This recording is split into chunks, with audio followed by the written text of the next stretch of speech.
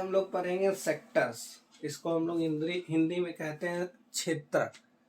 तो ऐसे तो फुल नेम आपका चैप्टर का है सेक्टर्स इन इंडियन इकोनॉमी, मतलब भारत के अर्थव्यवस्था में कौन कौन से क्षेत्रक, मतलब कहाँ कहाँ से हम लोग कह सकते हैं कि मनी को, या हम कह सकते हैं कि पैसे को अर्जित करने का एक तरह से साधन है, या हम कह सकते हैं कि भारत की अर्थव्यवस्था का वो रीढ़ का हड्डी है जो कि वह चला रही है। जैसे आपको पता होगा कि भारत की रेल व्यवस्था जो है वो वर्ल्ड शायद थर्ड मोस्ट या सेकेंड मोस्ट वाइड एकदम बहुत फैला हुआ है। सबसे ज़्यादा अगर रोड और आपका रेलवे जो फैला हुआ है जाल भारत का, तो वो दूसरा या तीसरा नंबर पे वो भारत का ही है। ठीक, तो हम जान रहे हैं कि क्षेत्रक जो है वो कौन कौन से क्षेत्रक जो होते हैं वो भारत के इकोनॉमी में सहयोग कर रहे हैं। आज हम पहले भी पढ़ा चुके हैं कि कृषि प्रधान देश है, तो जीडीपी हो या इकोनॉमी में हो, सब में आपका जो होता है वो एग्रीकल्चर का बहुत ही ज़्यादा क्या होता है, महत्व तो होता है। फिर आता है कि आपका जैसे देखेंगे कि फर्स्ट जो सेक्टर है वो कुछ इसी प्रकार का है कि प्राइमरी सेक्टर इसको कहते हैं। इसको कहते हैं हम लोग प्राथमिक क्षेत्रक। तो ये प्राथमिक क्षेत्रक आखिर है क्या? तो प्राथमिक क्षेत्रक जो है आपका एक तरह से कह सकते हैं कि जो हम प्रकृति से कार्य करके किसी भी रॉ मटेरियल को निकालते हैं तो वो प्राथमिक क्षेत्रक से आता है। जैसे हम लोग चाय निकाले, ठीक है, या हम लोग गेहूं निकाले, तो हम तो प्रकृति से क्रिया की, अपना कोई चीज उसमें नहीं लगाए। तो प्रकृति से जब क्रिया करके हम लोग कोई भी चीज को बाहर निकालते हैं, उपजाते हैं, तो प्राथमिक क्षेत्रक में आता है। जैसे when we produce goods by exploiting natural resource, प्राकृतिक संसाधन को आप डिपेंडेंट है किस पे? वर्षा पे। आप डिपेंडेंट है किस पे? सनलाइट पे। सन बुझेगा तो नहीं, मतलब कि उगना बंद कर दे, 3-4 महीना पूरा बादल आ जाए, कोहरा एकदम कोहरा ही कोहरा, क्लाइमेट चेंज हो जाए, तो तुम अपना आर्टिफिशियल सन उगा सकते हो? नहीं। तो हम डिपेंडेंट है किस पे? नेचुरल रिसोर्स पे, प्राकृतिक संसाधन पे। तो हम प्राकृतिक संसाधन पे रिसोर्स डिपेंडेंट है, और एक तरह से हम उसी के साथ क्रिया करते हैं। जमीन हमारे पास नहीं रहता, क्या तुम कोई भी चीज उपजा पाते हैं? तो ये जो लैंड है हम लोग जान रहे हैं ये कौन सा रिसोर्स है? नेचुरल रिसोर्स है। हम लोग लैंड बना सकते हैं? नहीं बना सकते हैं। ठीक, तो उसी नेचुरल रिसोर्स पे डिपेंडेंट होके और उसी के साथ क्रिया करके जब हम कोई भी रॉ मटेरियल या गुड्स उत्पादित करते हैं तो वो प्राइमरी सेक्टर या प्राथमिक क्षेत्र के अंतर्गत आता है। अब आता है भैया हम उपजा लिए, लेकिन करेंगे क्या? बोलेंगे कि भैया हम स्टोर करके रख लेते हैं, सबको खराब हो जाएगा, गेहूं चावल कोई भी चीज। तो हम जब उत्पादित किए उसको, तो कहीं ना कहीं हम उसको फैक्ट्री में भेज देते हैं कि चलो ठीक है हम इसको बेच देते हैं, वो आगे कुछ न कुछ काम होगा। जैसे हम चावल अभी उपजाए, धान, तो उसका चूड़ा बनवा लिए, तो वो जो चूड़ा बना वो सेकेंडरी सेक्टर में है। मतलब हम प्राकृतिक चीजों को उपयोग करके और मानवीय रिसोर्स के साथ एक्टिविटी करवा करके, मतलब जो चूड़ा का मील का जो जनरेटर है वो भगवान बनाए हैं? नहीं। उसको कौन बनाया? अब मानव या ह्यूमन बनाए। तो उसके साथ एक्टिविटी करके हम लोग किसी भी चीज, नए चीज का उत्पादन करते हैं। जैसे हम उपजाए सबसे पहला धान, लेकिन फिर क्या बना हमारा? चावल, या हम कह सकते हैं कि चूड़ा। तो वो इसको हिंदी में कहते हैं विनिर्माण उद्योग, मतलब पुनः निर्माण करना। विनिर्माण मतलब पुनः निर्माण करना। चावल तो हम उपजा लिए, लेकिन उस चावल का या धान का हम क्या करेंगे? कुछ कर सकते हैं? उसके ऊपर में जो वो रहता है, वो पत्ता ऑरेंज टाइप का जो रहता है, ऑरेंज या क्रीम टाइप का, क्या तुम उसको डायरेक्ट खा सकते हो? नहीं। जब तक मील में लेकर के नहीं जाएंगे, उसको कुटवाएंगे नहीं, तब तक कुछ चीज नहीं होगा। तो मतलब मानव के रिसोर्स के साथ एक्टिविटी की और फिर से हम किसी न किसी चीज का निर्माण किए, तो उसी को हम लोग कहते हैं सेकेंडरी सेक्टर। इसको द्वितीयक क्षेत्र या विनिर्माण उद्योग भी कहा जाता है।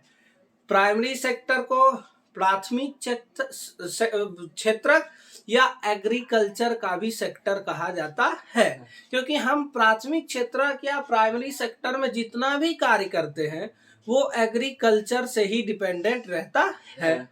या हम कह सकते हैं कि प्राथमिक में आपका मत्स्य पालन भी है, ठीक है। तो हम मत्स्य मछली हम अपने खुद से पैदा कर सकते हैं? नहीं, मतलब हम प्रकृति के क्लाइमेट पे डिपेंडेंट है। हम एक पोखर में दे दिए और ऐसा आया कि पूरा एकदम गर्मी भीषण पड़ने लगा और सारा पानी एवोपोरेट हो गया, मछली जीवित रहेगी?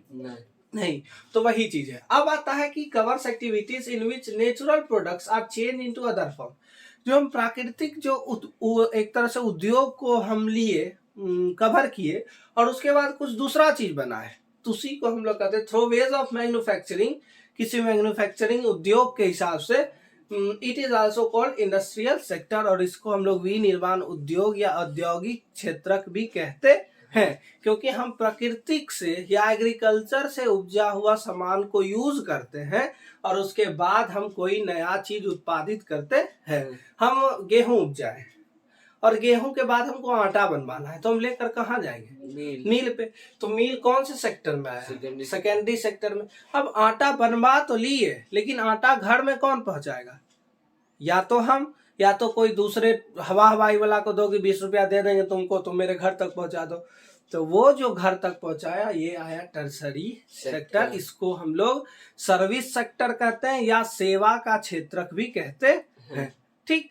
तो आता है कि this are the activity that help in the development of primary या सेकेंडरी सेक्टर। हम कहते हैं कि भैया तुम गेहूं उपजा लो, तुम ब्रेड बना लो, आटा करके उससे ब्रेड बना। ये जो ब्रेड बनता है यहाँ बेकरी में, वो क्या है? वही ना सेकेंडरी सेक्टर का। ब्रेड बना लिए, केक भी बना लिए वही, और केक को पहुंचाने वाला ही कोई नहीं है। तो क्या आपका फर्स्ट और सेकेंड सेक्टर कभी भी डेवलप होगा? कभी भी नहीं।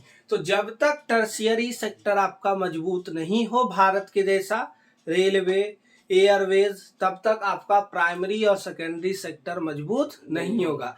भारत की कृषि व्यवस्था अगर रीढ़ की हड्डी है भारत की इकोनॉमी की, तो उसमें सबसे बड़ा हाथ टर्शियरी सेक्टर का भी है। आज भारत में देखोगे रेलवे का नेटवर्क है, मालगाड़ी में देखोगे कि एनटीपीसी में कोयला आ रहा है मालगाड़ी से। अगर आपका वो रेलवे का नेटवर्क उतना अच्छा नहीं रहता, सुदृढ़ नहीं रहता, तो क्या आपका प्राइमरी सेक्टर कभी इतना मजबूत हो पाता? नहीं। जितना उपजाते तब तो चाइना की तरह उतना खा ही लेते हम, कहीं बेच पाते नहीं। तो अब आता है कि these are the activities that help in the development of primary and secondary sector. These activities by themselves do not produce goods. ये गुड्स प्रोड्यूस नहीं करते हैं, है ना, तो बनाते हैं। ये सिर्फ एक जगह से दूसरे जगह लेकर के जाते हैं, but they are the aid and support the production process. Example, transportation of goods that produce in the primary sector. जो प्राइमरी सेक्टर में जो गुड्स आपका उत्पादित हुआ, उसको हम लोग ट्रांसपोर्ट करेंगे एक जगह से दूसरे जगह तक, ठीक है। तो फर्स्ट सेक्टर, उसको हम लोग एग्रीकल्चर का सेक्टर या प्राथमिक क्षेत्र कहते हैं, जिसमें हम प्रकृति के साथ क्रियाकलाप करके कोई चीज या रॉ मटेरियल उत्पादित करते हैं या कच्चा माल उत्पादित करते हैं। अब आता है सेकेंडरी सेक्टर। सेकेंडरी सेक्टर जो है वो आपका एक तरह से कह सकते हैं कि मैन्युफैक्चरिंग ये है, सेक्टर है, उद्योग का, विनिर्माण उद्योग। मतलब जो हम रॉ मटेरियल उपजाए उससे फिर कुछ नया चीज बनाए। और फिर आता है टर्शियरी सेक्टर, जिसको हम लोग सेवा का भी क्षेत्र कहते हैं। और एक क्वेश्चन यहाँ से राइज होता है कि why tertiary sector help in the development of primary and secondary sector? क्यों करता है, या how, why या how, दो में से कोई एक चीज। how tertiary sector help in the development of primary sector? तो हम लोग सीधी सी बात कहेंगे कि if we produce raw material, हम लोग कच्चा माल अगर उपजा रहे हैं, तो कच्चा माल को एक जगह से दूसरे जगह अगर लिमिटेड समय तक ट्रांसपोर्ट नहीं किया गया, तो वो क्या हो जाएगा? खराब हो जाएगा। तुम छोड़ दो भैया धान उपजा के खेत में ही, पता चलेगा 1 महीना छोड़ा, सब चूहा धान खा के गायब है। समझे? आप समझ में आ गया तीनों सेक्टर? अब आता है अनएम्प्लॉयमेंट, कुछ नहीं है, बेरोजगारी, जो कि भारत और बिहार में बहुत ज्यादा है, ठीक है। अभी एक वेब सीरीज निकला है नेटफ्लिक्स पे, खाकी, मौका मिलेगा तो देखना, ठीक है हमारे पास।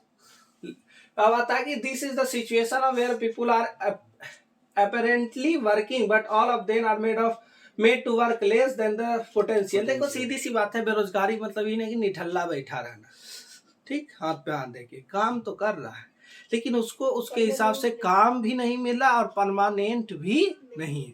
जैसे अभी हम कह सकते हैं कि बिहार पुलिस कोरोना में था ना जी, उसको 1 मंथ का ज्यादा पैसा मिला, ठीक, लेकिन दूसरा आदमी जिसका अपना दुकान है उसको क्या हुआ, बेचारा लॉकडाउन में 2 महीना 3 महीना दुकान भी बंद रखा, और हमको लगता है कितना पैसा उसका डूब भी गया होगा। हो सकता है कच्चा माल वाला जो होगा मंगवाया होगा उसका बिक्री ही नहीं होगा, तो वो सामान क्या होगा, खराब ही ना होगा।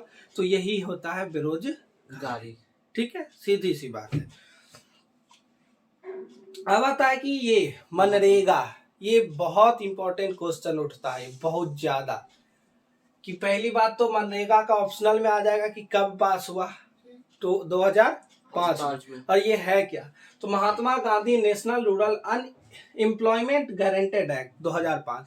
इसमें क्या था कि जितना बेरोजगार लोग हैं उनको बेरोजगारी भत्ता देने का ही जो एक तरह से कानून लाया गया था, उसको हम लोग मनरेगा कहते हैं।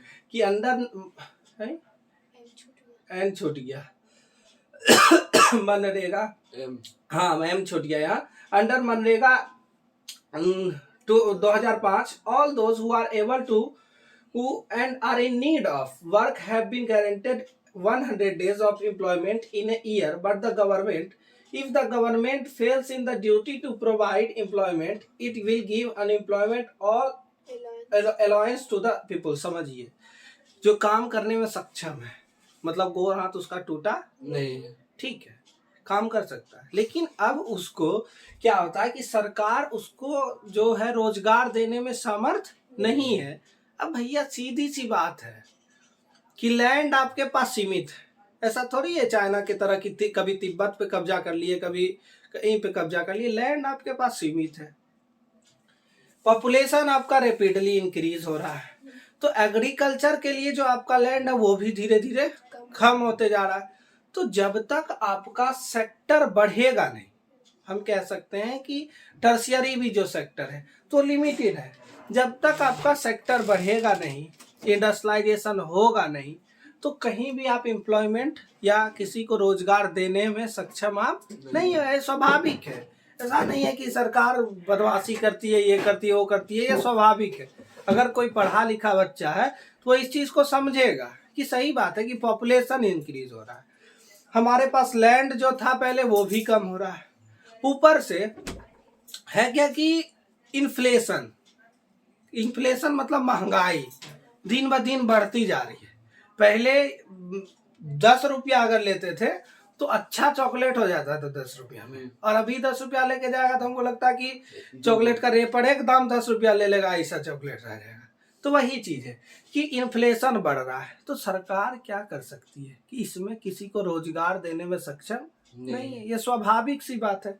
हाँ, बढ़ेगा, कब बढ़ेगा, एम्प्लॉयमेंट दे सकती है जब हमारा एजुकेशन पर लोगों का ध्यान रहेगा, जगह जगह स्कूल बनाओ, स्कूल बनाने के बाद टीचर बाहर करो, और जब तुम्हारा बच्चा शिक्षित हो जाएगा कोई जरूरी नहीं है उसको एम्प्लॉयमेंट रोजगार लेने का।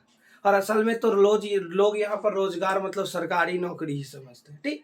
तो सीधी सी बात है कि जिसको सरकार रोजगार देने में सक्षम नहीं हो उसको सरकार बेरोजगारी भत्ता के रूप में मनरेगा 2005 एक्ट के तहत कुछ पैसा प्रदान करती है, ठीक है। जैसे एक तरह से तुम पेंशन समझते हो ना, वही चीज, तो उसी को हम लोग कहते हैं मनरेगा। इससे क्वेश्चन एकदम 100% 110% उठ जाएगा, ठीक है, क्योंकि यही इकोनॉमिक्स में एक मनरेगा है और एक सेक्टर है।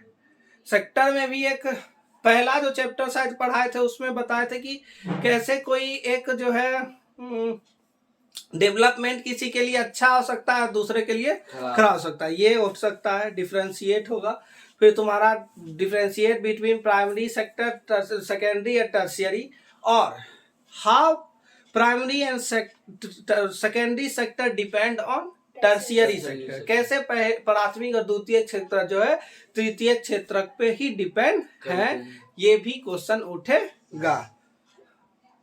अब आता है ऑर्गेनाइज और अनऑर्गेनाइज, मतलब है कि सीधी सी बात है कि इसमें जो है इट कवर्स दोज इंटरप्राइजेज और place of work where the term of employment are regular and therefore people have assured work।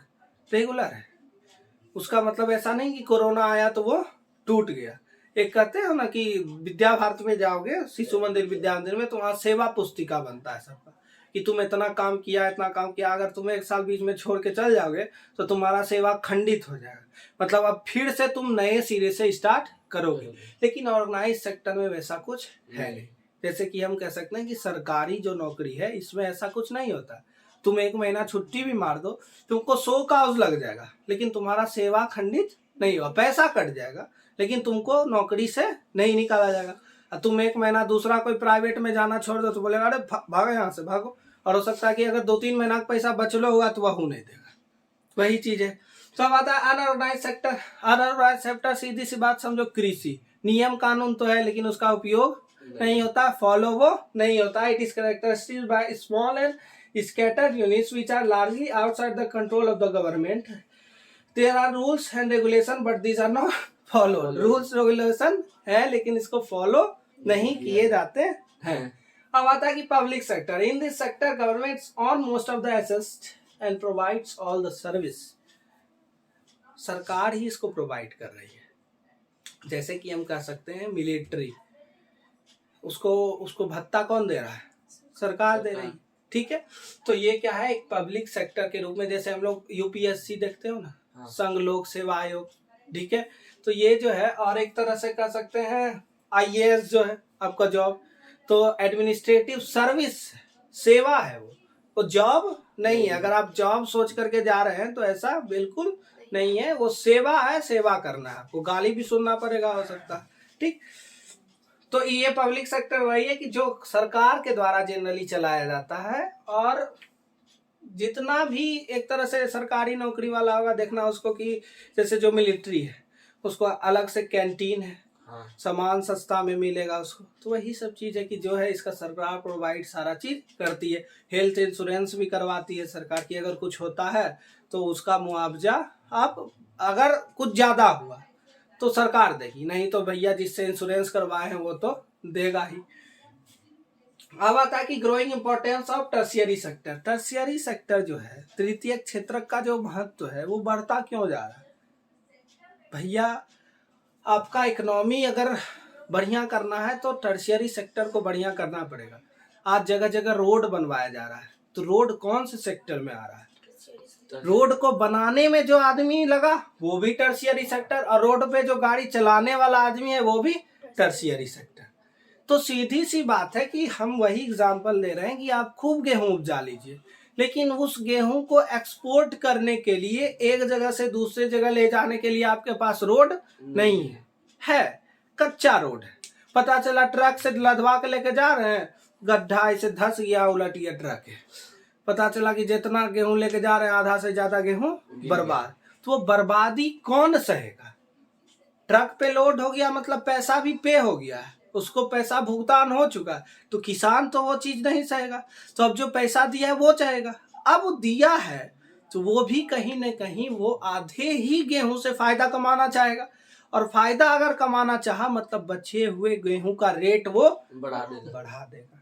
तो वो हमारे डेवलपमेंट में काम करेगा नहीं। तो वही है कि in any country several service such as hospital, education institution, post and telegraph service, police station, court, village administrative office, municipality, कुछ भी हो, ये आज बाढ़ जिला बनेगा। जिला बनेगा मतलब एक डीएम बढ़ेंगे, एक डीएम बढ़ेंगे मतलब एक एसपी भी बढ़ेंगे।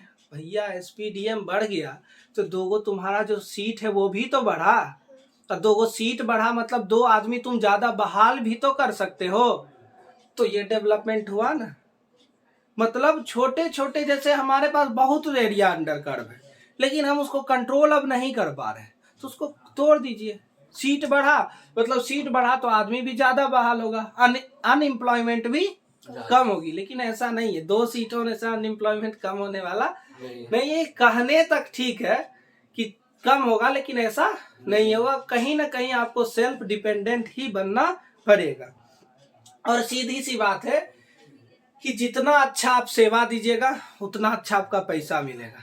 जैसे आप देखोगे कि टेलीग्राफ सर्विस में पोस्ट ऑफिस में पोस्ट करोगे तो दो तरह का पोस्ट, नॉर्मल और स्पीड पोस्ट। स्पीड पोस्ट में ज्यादा पैसा लेगा, तुरंत पहुंचेगा। तो भैया पैसों तो ज्यादा लिया तो डेवलपमेंट में तो वो पैसा काम करेगा। तो वही चीज है। अब आता है कि the development of the agriculture and the industrial leads to the development of service such as transport, trade, storage and the like.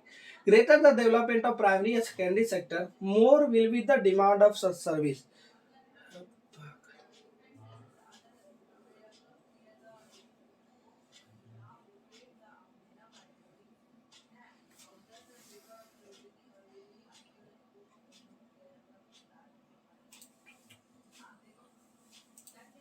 है क्या कि जैसे जैसे हम लोग डेवलप करेंगे, तो डेवलप करने के लिए हम कृषि प्रधान देश है, भारत एग्रीकल्चर के सेक्टर में ज़्यादा योगदान रखता है। तो एग्रीकल्चर के सेक्टर में ज़्यादा योगदान रखा तो मतलब उसका सेकेंडरी और टर्शियरी सेक्टर भी मजबूत होना चाहिए, एनी हाउ होना चाहिए। ठीक है, दिया हुआ कि the development of agriculture and industrial leads to be the development of service. आपको कृषि या विनिर्माण उद्योग को मजबूत बनाना है, मतलब आपको सेवा का क्षेत्र बढ़ाना पड़ेगा। ठीक है, एनी हाउ बढ़ाना पड़ेगा। और उसके लिए करना क्या पड़ेगा, ट्रांसपोर्ट, ट्रेडिंग होगा आपके पास, अच्छा ट्रेड करने के लिए सब चीज़ है। आप तुरंत जैसे उपजा, चावल उपजा, तुरंत लेकर के गए एक जगह से ट्रेन से दूसरे जगह, स्टीमर पे बैठा एकदम नाव पे, उसको कार्गो शिप कहते हैं। ठीक, और दूसरे जगह लेकर के गए, उसको बेच दिए, तो ट्रेडिंग हुआ भैया। अब आप उपजा लिए, 6 महीना बाद बेच ही रहे हैं, पता चला उसमें सुंडा निकल जाएगा। ठीक है, तो यही चीज है कि जैसे हाल में अभी अफगानिस्तान में जो तालिबान इन्वेजन हुआ था, भारत अपना गेहूं भेजा था और पाकिस्तान भी अपना गेहूं भेजा था। तो वहाँ जो तालिबान में जो वो प्रधानमंत्री तो नहीं थे, ऐसे जो एडमिनिस्ट्रेटिव थे, वो बोले कि जो भारत के तरफ से गेहूं आया है और पाकिस्तान की तरफ से जो गेहूं आया है उसका कोई पड़ताल ही नहीं, और पाकिस्तान की तरफ से जो गेहूं आया है शायद हम उसको अपने कुत्ते को भी नहीं खिलाएंगे। मतलब इतना गंदा गेहूं, मतलब उसका सर्विस सेक्टर ठीक नहीं है, पुराना तुराना कहीं से ला के कुछ दे दिया, फॉर्मेलिटी कि नए मामू काना मामू बढ़िया। ठीक है, तो अब आता है कि द ग्रोइंग है, हाँ, as the income level rise, सीधी सी बात है कि सर्विस सेक्टर जब बढ़ेगा तो इनकम लेवल क्या होगा, बढ़ेगा। Rise, certain section of people start demanding many more service like eating out, tourism, shopping, private hospital, professional training etc. For your kind information, कल एक पब्लिश हुआ डेटा जिसमें पूरे वर्ल्ड में भारत का क्यूजीन 5वें नंबर पर है। क्यूजीन समझ में आता है, मील समझ में आता है, भोजन, तो भोजन जो है, व्यंजन जो है वो 5वें नंबर पे। अब वो 5वें नंबर पे है। तुम्हारे बिहार का लिट्टी चोखा बहुत बढ़िया, अमेरिका से आया आदमी खाने के लिए, लेकिन तुम्हारा ट्रांसपोर्टिंग अच्छा नहीं है। पता चला ट्रेन चली वहां से और पटना से पहले ही भूकंप हो गया है, खड़ा है ट्रेन, तो ट्रांसपोर्टिंग सिस्टम नहीं रहा बढ़िया, तो कोई आदमी तुम्हारे यहाँ आना चाहेगा नहीं, और वो नहीं आएगा मतलब टूरिज्म भी आपका घटेगा। भारत का बहुत पैसा टूरिज्म से आता है, पता रहना चाहिए आपको। ताजमहल, लाल किला, तुम्हारा नीचे जाओ तो साउथ में बहुत सारा मंदिर है। ठीक है, तो टूरिज्म धीरे धीरे क्या होगा, खत्म होगा। मतलब कि भारत का जो रिवेन्यू है टूरिज्म से वो धीरे धीरे क्या हो जाएगा, घट जाएगा। तो ये सब जो है हम टूरिज्म के लिए क्या उपयोग कर रहे हैं, टैक्सी या ट्रेन, तो वो ट्रेन, टैक्सी या कुछ भी, बस हो, हेलीकॉप्टर हो, तो वो कौन से सेक्टर में आ रहा है, टर्शियरी सेवा के क्षेत्र में आ रहा है। तो एनी हाउ तुमको अगर अपने देश का इकोनॉमी बढ़ाना है तो टर्शियरी सेक्टर को मजबूत करना पड़ेगा। ठीक है, तो उसमें आ रहा है कि जैसे जैसे आदमी का कमाने का पैसा जो है, अर्निंग बढ़ेगा, तो भैया वो दूसरा चीज खोजेगा। मतलब अच्छा भोजन चाहिए, पहले खाता होगा कंट्रोल चावल राशन वाला, अब खाएगा इंडिया गेट। हम तो इंडिया गेट खाएंगे, काहे, तो भैया ज्यादा कमाने लगे, तो ज्यादा कमाने लगा है मतलब भारत को पैसा ज्यादा जाएगा एनी हाउ। तो यही चीज़ है कि जैसे जैसे आपका सर्विस का सेक्टर बढ़ेगा, लोग बहुत चीज़ डिमांड करेंगे। जैसे पैसा ज़्यादा हो गया, बोला अरे गर्मी आ गया, चलते हैं गोवा, चलेगा शिमला, तो वो टूरिज्म में तो पैसा सरकार को ही गया। तो वही है कि सर्विस सेक्टर ज़्यादा बढ़ा, इनकम अगर ज़्यादा होने लगा तो और भी बहुत सारी चीज़ें हैं जिसका जो है डेवलपमेंट होगा, जिससे रिवेन्यू हमको प्राप्त होगा। ठीक है, पैसा नहीं है तो मोबाइल नहीं है, मोबाइल नहीं है मतलब उसमें तुम पैसा ही नहीं बढ़ाओगे, लेकिन पैसा है तो सबके पास एक एक फोन है, रिचार्ज भी करवा रहे हो 200 रुपया का, तो वो सब पैसा कहाँ जा रहा है। ठीक है, अब आता है कि over the past decade or so certain new service such as those based on the information और communication technology have become important essential. लो, जो हम बताने वाले थे मोबाइल कि पिछले दशक में इंफॉर्मेशन जो टेक्नोलॉजी है, आईटी जो है, इसका बहुत ज्यादा वो हुआ है, बहुत नए नए यूट्यूबर जन्म ले लिए हैं। ठीक है, तो पैसा तो आ रहा है, आपको पता होगा कि डॉलर में आता है पैसा, और आपको टैक्स भी कटता है। ठीक है, शायद समथिंग 18 या 13% जैसा आपका बैंक है, तो वो कुछ हिसाब से टैक्स भी कटेगा। तो टैक्स कटा तो आया किसके पास पैसा? बैंक भी आरबीआई को कुछ टैक्स देती है। तो भैया अंततः पैसा घूम फिर के जाता कहाँ है? सरकार के पास।